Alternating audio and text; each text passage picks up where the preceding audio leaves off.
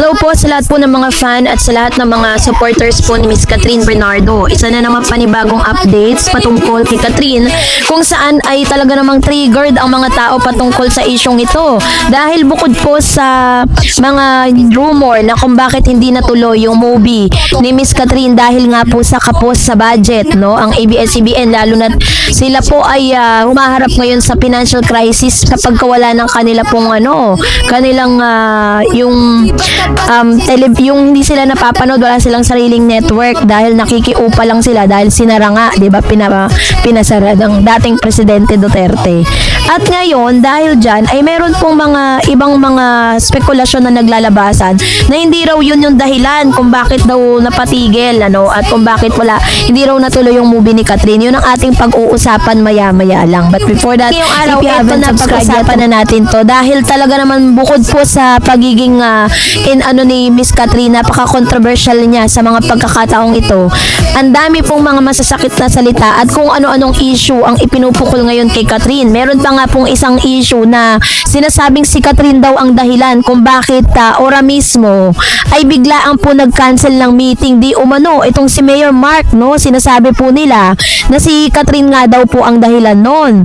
And parang on the spot kinancel daw ni Mayor Mark para daw puntahan si Catherine, na bagay na wala namang konfirmasyon. Isa rin sa mga nag-trigger sa akin kung bakit kailangan kong ilabas to sa publiko dahil grabe po rin yung mga balita, no, na nagkalat ngayon sa social media. Dito po sa aking TikTok account na DarEds TV kung saan nagpo-post tayo ng ilan sa mga updates, no. Sabi po dito, may nag-comment, sabi niya, totoo po bang buntis si Kat kaya lamo ng movie? Ask lang po. Tanong bakit siya kaya na ayun. So yun yung ilan sa mga katanungan dito at nakakapag-worry na may mga nagpapakalat ng ganitong klase ng news. Parang feeling ko taon-taon na lang buntis si Catherine, Sabi dito, ang katotohanan sa likod ng rumored pregnancy at ang kalagayan ng kanyang mga proyekto. Nitong mga nakarang araw o linggo kasi, April 2026, muling naging sentro ng usap-usapan sa social media at showbiz vlogs ang Asia phenomenal superstar na si Catherine Bernardo. Usap-usapan ang di umano'y pagkabalam ng ilan sa kanyang mga project dahil sa palibalitang siya ay buntis. My God, yun po yung ilan sa mga number one na dahilan daw kung bakit po siya ay yung movie niya ay na-cancel, hindi natuloy. Ngunit gaano nga ba katotoo ang mga balitang ito? Narito ang ilan sa mga balita, no. Una, ano nga ba ang pinagmula ng rumor, no? Una, syempre, nung naging spotted sila ni Mayor Mark Alcala ng Lucena City. Nagsimulang kumalat ang espekulasyon nang matapos lumabas ang ilang mga video sa YouTube at TikTok nitong April 9, 2026 na nagsasabing spotted umano ang aktres sa may baby bump habang kasama ang napapabalitang nobyo na si Mayor Mark Alcala ng Lucena City. Diyos ko po, may baby bump daw. Ang ganda nga ng tiyan ni Catherine, napaka-flat.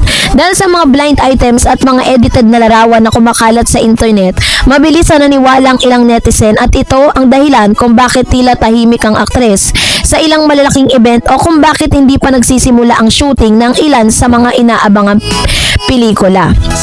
So narito po ang paglilinaw versus fake news versus reality. Sa kabila ng ingay ng social media, mahalagang linawin na walang opisyal na kumpirmasyon mula sa kampo ni Catherine o Star Magic na siya ay nagdadalang tao. Sa balita ay madalas na nagmumula sa mga clickbait channels na walang sapat na ebidensya.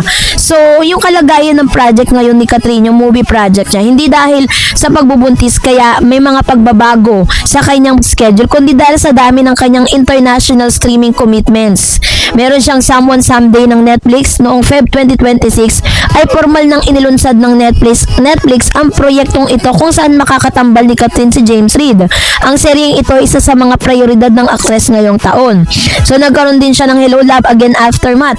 Matapos ang matagumpay na sequel noong mga nakarang taon, naging mas mapili si Catherine sa kanyang mga script upang masiguro na ang kanyang susunod na solo movie ay magiging kasimbigat ng kanyang mga naunang obra. Yun po yung sinasabi ko sa inyo. Sometimes kapag po nagkaroon po ng blockbuster movie ang isang ang pelikula katulad po ni Catherine, kailangan mas magiging maingat po sila sa kung ano ang movie na ilalabas muli. Kailangan mahigitan po nila yung unang ginawa kasi kung hindi, katakot-takot na bashing ang magaganap. Wax figure sa Hong Kong ngayong 2026, din nakatakdang ilunsad ang kanyang wax figure sa Madame Tussauds, Hong Kong na nangangailangan ng maraming biyahe at fitting, kaya naman nagkaroon ng adjustment sa kanyang shooting dates. So, ang ugnayan ni Catherine Bernardo at Mark Alcala hindi na may tatago sa pagiging malapit ni Catherine sa alkalde ng Lucena.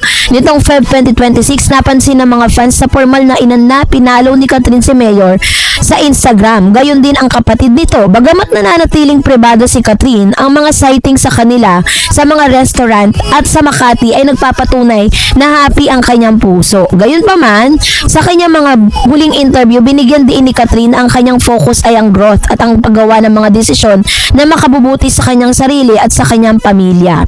Ang hamon ng fake news sa showbiz, ang issue ng pagbubuntis sa isa sa pinakagamit na paksa ng mga mapanirang vlogs upang makakuha lang ng views. Para sa mga solidong tagahanga ni Catherine, ang mga Catherinatics, ang mga ganitong balita ay tinuturing na recycled, na intriga na layuning pabagsakin ang momentum ng aktres. Ayon sa ilang insiders, abala si Catherine sa paghahanda para sa kanyang mga brand endorsement at sa shooting ng kanyang series na nangangailangan ng matinding physical training. Isang bagay na hindi kayang gawin ng isang babaeng nasa maselang yugto ng pagbubuntis. Kung totoo pong buntis si Catherine at nagdadalang tao siya, hindi niyo siya makikitang magkakaroon ng mga extreme na na pag-e-exercise, kung saan-saan siya nagpupunta, kung saan-saan yung kanyang mga taping, kung saan-saan yung kanyang endorsement. Hindi kakayanin yun ng isang babaeng first time na magbubuntis. Dahil ako po naranasan ko yan nung unang pagkakataon na nagbuntis ako sa panganay kong anak. Grabe po kaselan. No, bed rest at kung bed rest. Syempre parang nanganganay ka. So lahat ng adjustment kailangan mong gawin, 'di ba?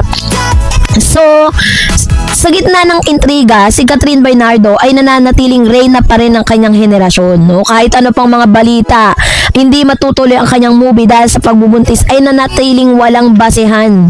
Ang totoo, mas naging strategic lang ang kanyang kampo sa pagpili ng projects upang hindi siya ma-burnout sa dami ng trabaho. Sa halip, naniniwala sa mga sabsabi, mas mainam na abangan ang kanyang paglipad patungong Hong Kong para sa kanyang wax figure at ang inaabang tambalan nila ni James Reid na tiyak na